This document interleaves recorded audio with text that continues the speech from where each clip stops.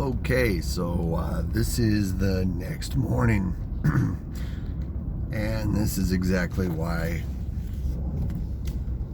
I was kind of in a rush to get in there and take a peek, because I knew the weather was coming.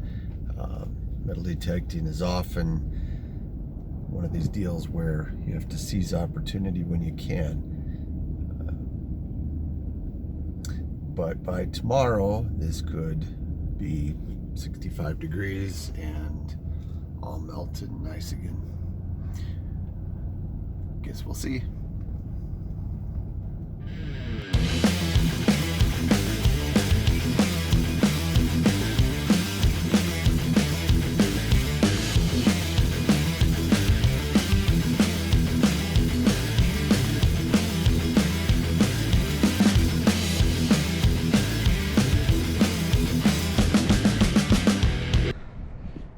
Hey there everybody, Johnny back here at the Woodlot again. This is day 3, not in a row, but day 3 of going back to the Woodlot.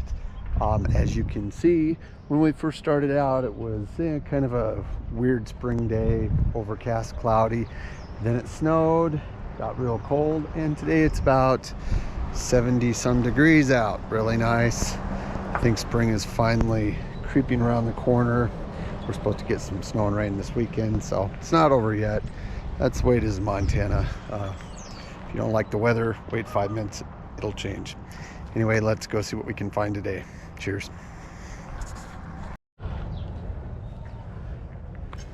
We've got a decent potential silver right here.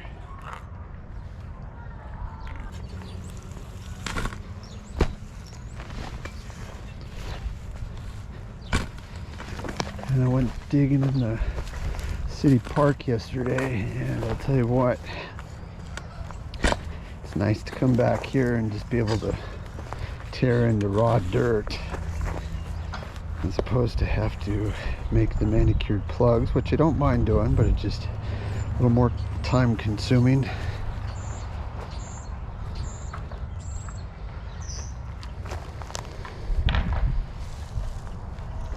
Did we get it?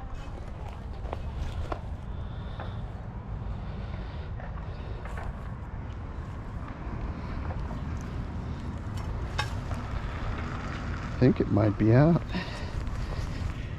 Like a coin there for a moment.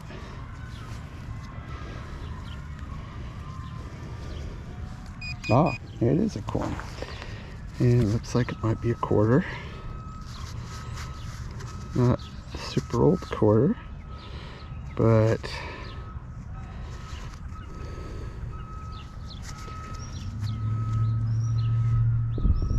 I just cannot quite see the date on that, but I do not think it's silver. Let me give it a little brush here. Yeah, 1974. Sweet. Well, again, we're confirming what we knew. A lot of stuff from the 70s in here. I'm guessing that there might have been some fill work done at that time. Again, school, which is right over there, was built in, I believe, 1967, if I remember correctly. I believe that's when it opened for business. So if they did do some major renovations over here, we're probably not going to be seeing a lot of anything older than that. But then again, we did find that 3-ring bullet. Where it came from, how it got here, when it got here, that's anybody's guess, but let's keep looking.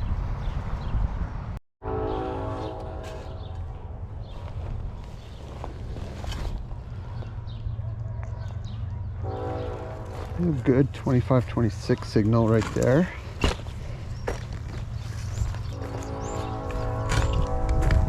And this ground is a little bit firmer, so that could mean something older if it's deep enough.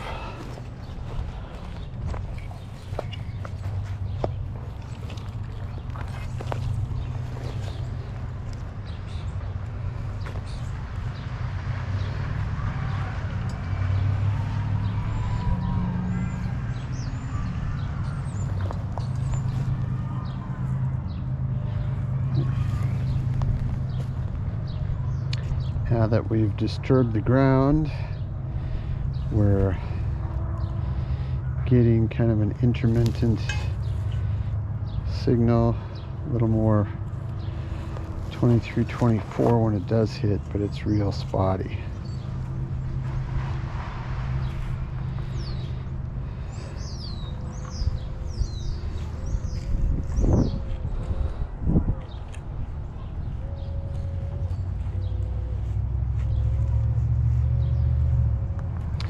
And it's saying it's fairly deep. Might have just been off.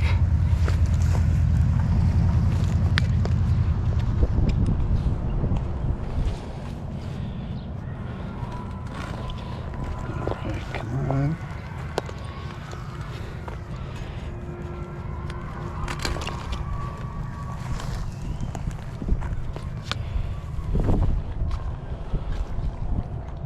I don't know if you can hear the kids screaming in the background, but Little League season is back.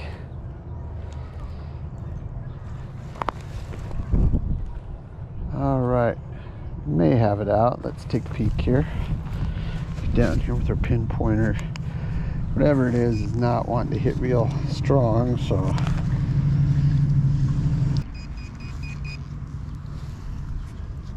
Oh, there we go. Looks to be a penny. A memorial. And I'm guessing probably 70s.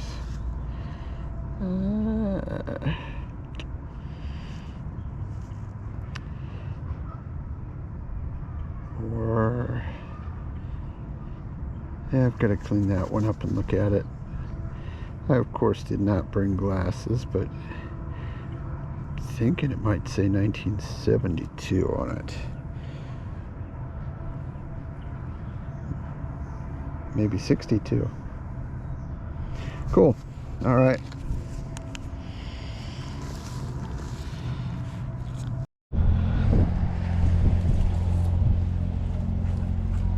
Pretty good 21.22. Probably just a penny, but I'm not quite sure. It's fairly shallow, so let's just use the hand trowel on this guy.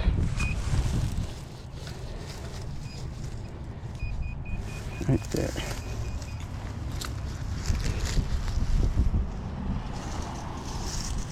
Oh. Woodlot. Well. Can't say nothing nice, don't say nothing at all, right, Johnny? Right.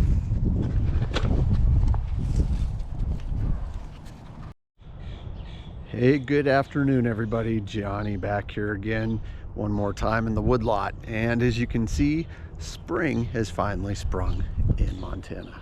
Got some nice green leaves finally coming out, some green grass shooting up. A little bit of snow on the mountains yet. You can see the sleeping giant back there covered with snow. And the grass is starting to get green and long. So, of course, they're still working on this piece, so it's going to be a while before the grass is really a factor. As a matter of fact, I don't know how much longer I'm going to be able to detect here because I'm not quite sure what their ultimate plan is. As you can see, they've been doing a lot of tree removal. From what I've heard, they're going to dig it up, clean it out a little bit. I believe they are leaving most of the trees, but you can see like that one marked back there, a couple with an orange mark. They're going to remove those, of course. A lot of dead trees in here. And hopefully it'll be a nice little addition to this park area. But for now, we're going to finish doing our woodlot hunt, and let's hope we get some good stuff today. See you at the end. Alrighty, we're gonna do a little teachable moment. This was a teachable moment for me the other day. I was out here digging around and had decided to call it good for the day. On my way back, I'd already shut my GoPro off. Got a signal, dug on it, expecting it to be junk. It was still had a 26 on it, but it was kind of junky. Anyway, long story short, got this little baby, 1961 Roosevelt, which is, I believe, about 90% silver. So good score. But anyway, the point is, I was digging originally in all metal mode, and during the pinpointing process I took it out of all metal mode, which I rarely ever have used that. I usually just keep it on discrimination.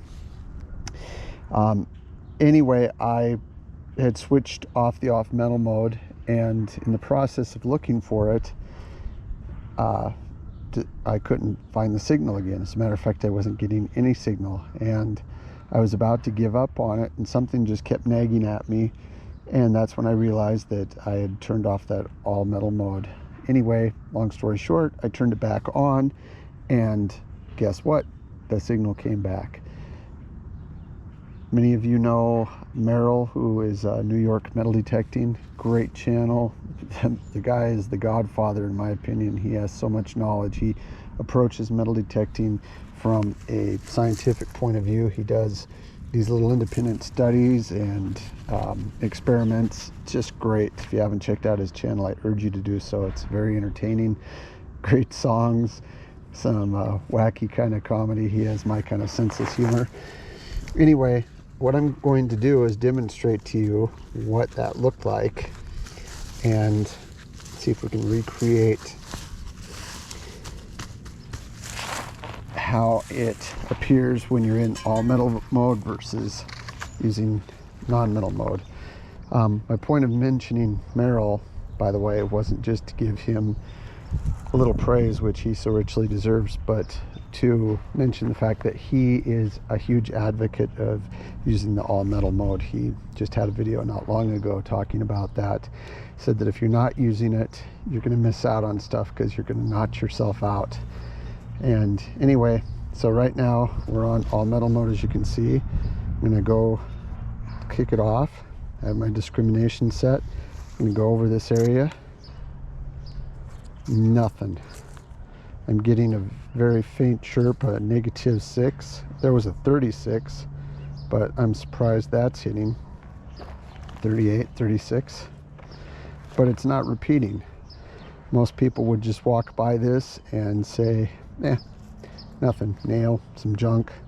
Now let's put on that all metal mode, and let's see what happens now. Getting all sorts of signals from the negative spectrum, and there's that 39 hitting, repeating. So it's not perfect, but there it is, 39. Now it's repeating really strong. I just wasn't over enough. But look at that, just constant. And if I kick that off, nothing. Not even a chirp with the negative stuff. There's one, but it's so faint, it's not repeating. So again, the point I'm trying to make is, if you're not using your all metal mode, if you have a Equinox or another detector that has the discrimination settings and you can switch between the two, I highly urge you to use that all metal mode, at least preliminary scanning, to find those targets, because otherwise you're probably going over a lot of stuff and missing it. So food for thought, folks.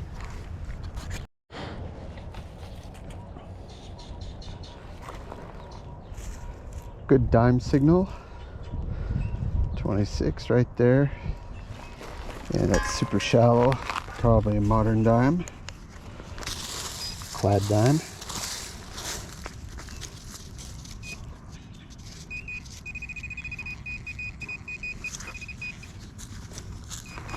Oh, what do we got here? Not a dime.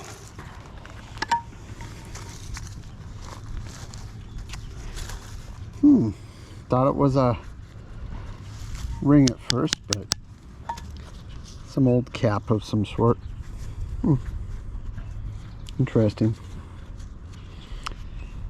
Okay, we're gonna try a real shallow nickel signal here, a 15 on the Equinox. These are usually just pull tabs,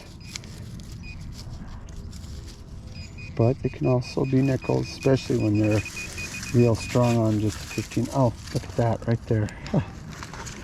Old butane lighter can. Boy, this tells you how old this one is. It's got a price of 39 cents on there. So that is an oldie. I believe that's what it is. It looks like butane. Cool. Okay, just found a quarter a second ago. Another 1974, which seems to be a pretty common year for this woodlot. And now we've got, well, we had it here, possible dime.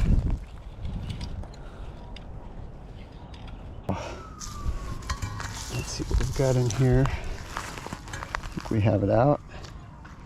Yep.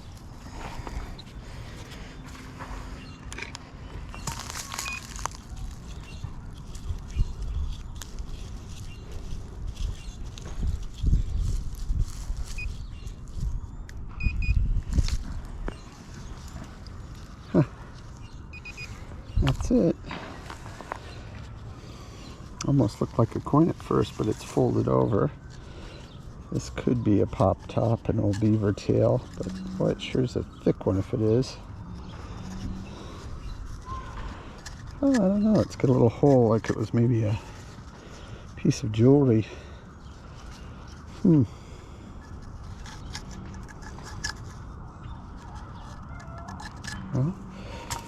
or a tag of some sort. This warrants further investigation. We will take it home. Looks like it might be copper. Very nice. Just had another dime signal right here while I was getting ready to dig that hole. See, this is fairly close. Or so it says.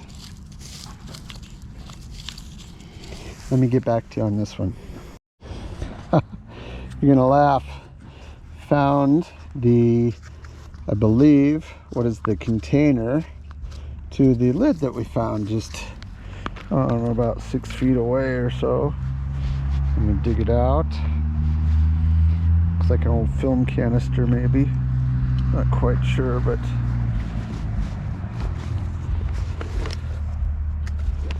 here's the lid.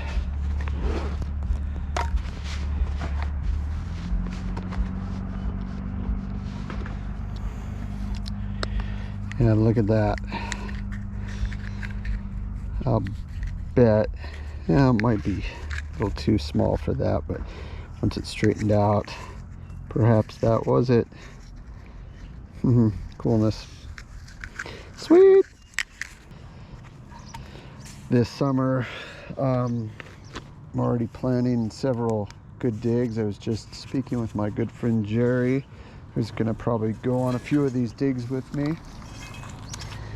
We've got a couple of old town sites around here, a couple of old military forts on the Yellowstone River. Again, this area isn't all that old as far as the European settlers go. I think the earliest known is, of course, fur trappers, but the Lewis and Clark expedition went through here. And then in the late 1860s, I believe we had some of the first outposts, military outposts.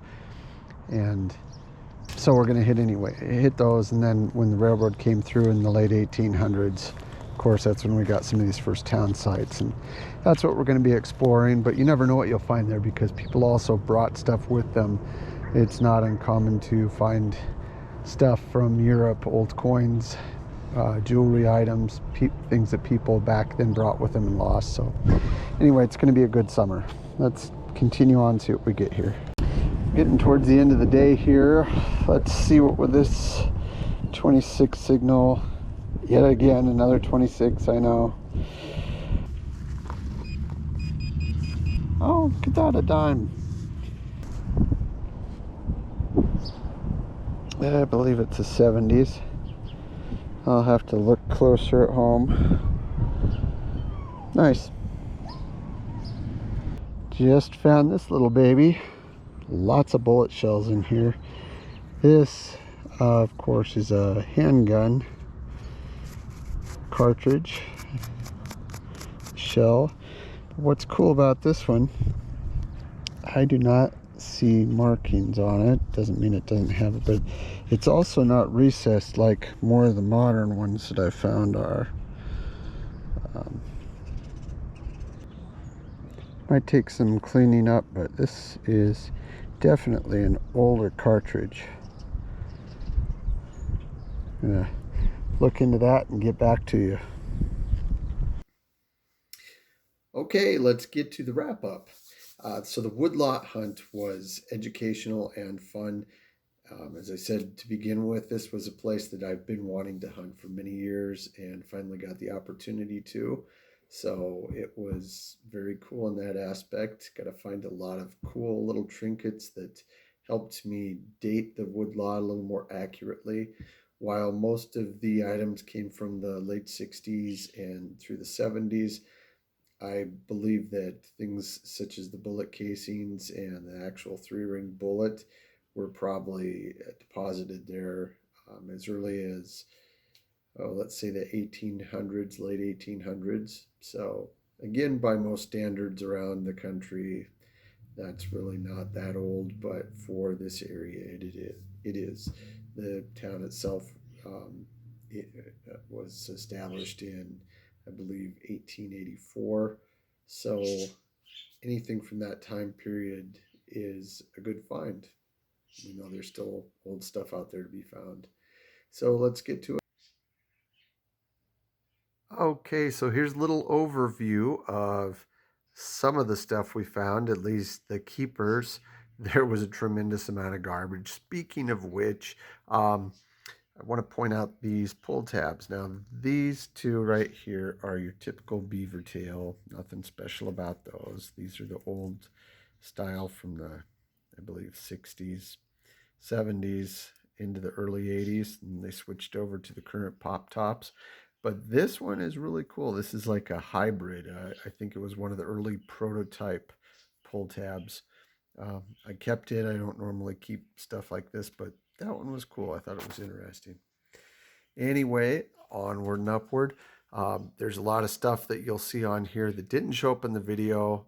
It's just because we spent several days, I think about 4, probably 5 or 6 days total hunting the woodlot. There were some days where I did not have the camera with me. Of course, that's when you find all the cool stuff, right? But found this cool old horseshoe, which I had not decrustified yet, but still got one of the nails in it. That was very neat. This is kind of a personal joke item. Lucky beer, Lucky Lager. This was something I think was kind of a local beer when I was growing up, and a lot of my friends in high school, this is what they would buy when they could buy beer because it was cheap. But anyway, I was surprised to find it. I don't think Lucky Lager exists anymore, but just thought that was funny. If you recall, we did find the little oval shaped metal tag that had a number 2 embossed on it. I did clean that up. However, I've misplaced it. I did straighten it out as well. It was bent over.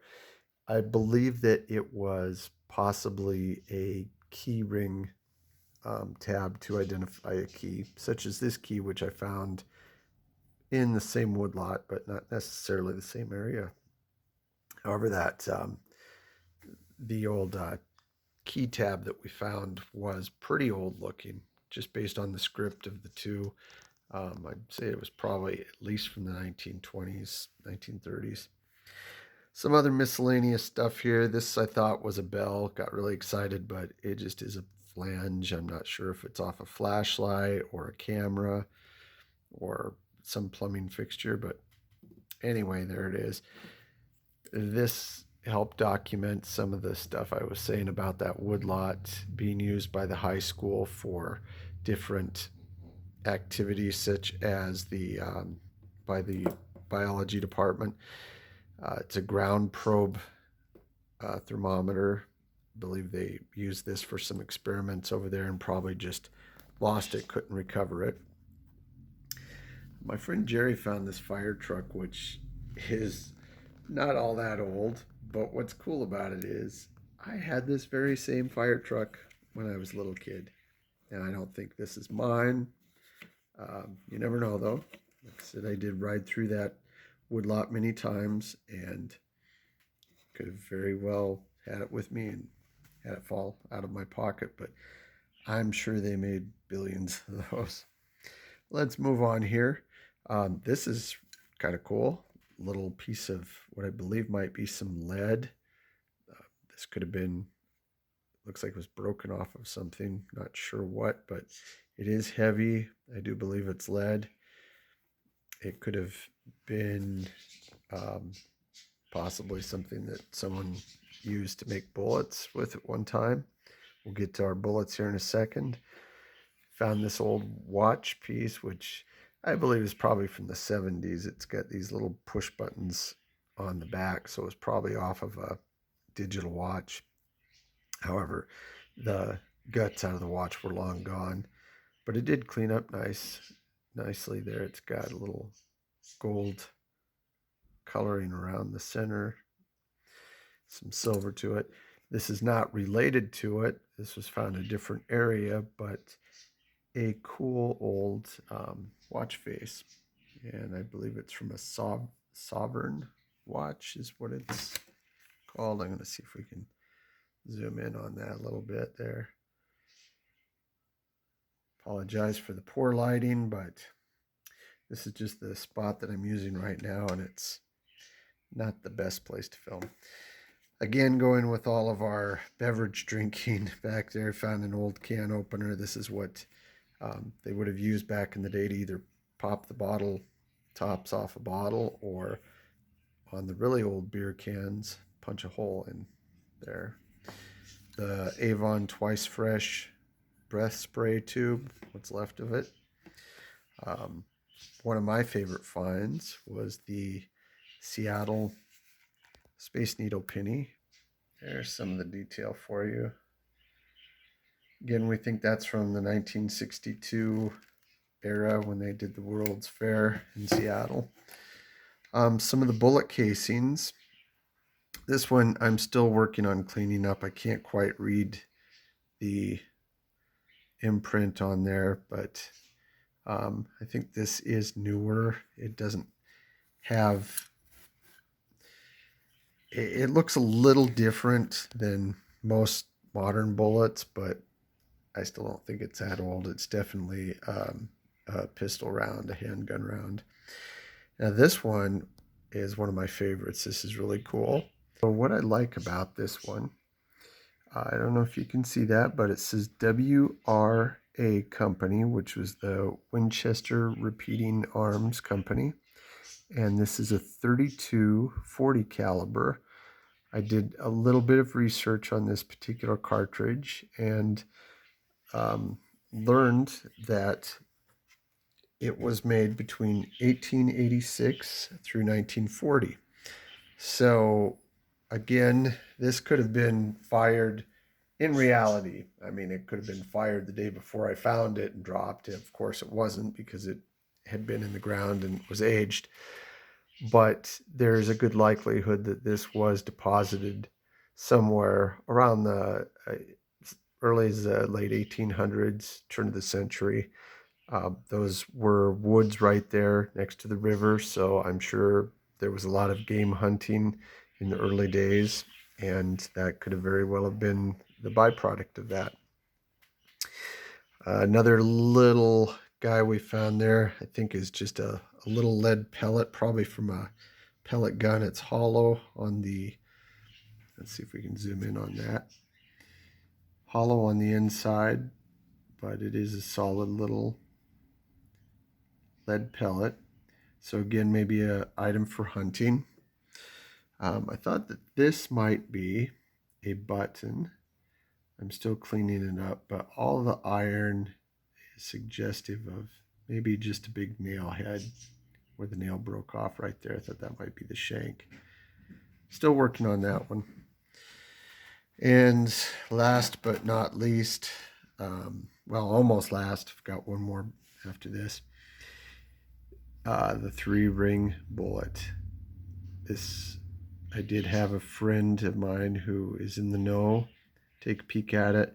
He said the striations you see in between the rings are a machined um, product. So this likely isn't that old as far as 1800s, but it could be right around that time period, turn of the century. It was what he said was a black powder rifle, um, piece of ammunition from that. You can see where it was flattened out. This was the top, where it was probably rounded, or maybe even came to a point, but obviously hit something hard like a tree or a rock. But I'm guessing another product from hunting in the woods. And now, last but not least, silver. Yep, not real old, 1961, but still nice silver dime. And again, I have to thank my good friend Merrill for his advice on using the all metal mode for my Equinox. I would not have found that otherwise. So learn something new every day, but that's what it's all about. Well, thanks everybody. I really enjoy you taking the time to watch the video. Thank you for subscribing, hitting those notifications. Please feel free to share it. Join us on Facebook as well as our website at tsunamination.com. We look forward to bringing you more videos, doing some fun historical hunts this summer. Thank you very much to my friend Jerry for the footage, the aerial drone footage. Thank you especially to Merrill with New York Metal Detecting for his great advice and being one of my new subscribers. So thanks. We'll see you next time. Cheers.